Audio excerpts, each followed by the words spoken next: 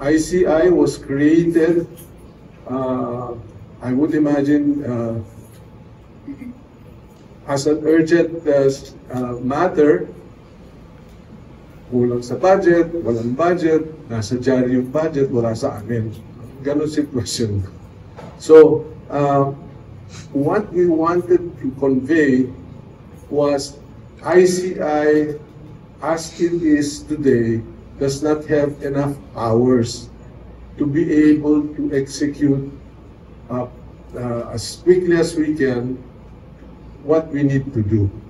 And that's why I am appealing to members of Congress, both the House and the Senate, ipasa nyo na yung IPC, Independent People's Commission at the Senate level, and the ICAIC, which is at the lower house version.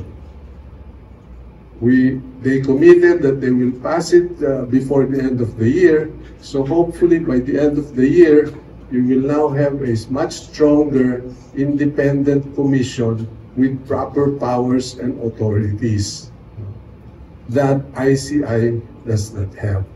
Yung kay Rep. Elise, yung washing machine and punching bag. Do you confirm that? Yung washing machine and punching bag daw? Hindi naman punching bag siguro. So ano ba? Doon ko.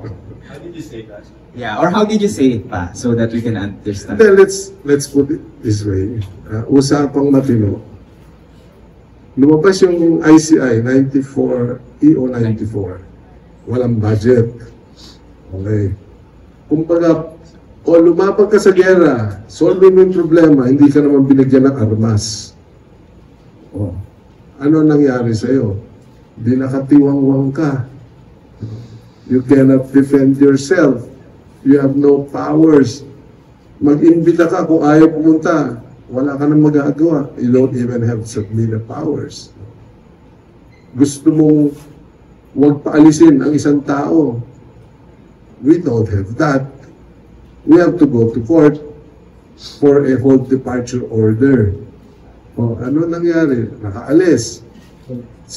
Sisisihin pa kami doon. Di punching bag ka na naman. Ba't hindi niyo pinigilan? Wala na kaming power to stop that guy from leaving. That's what I mean.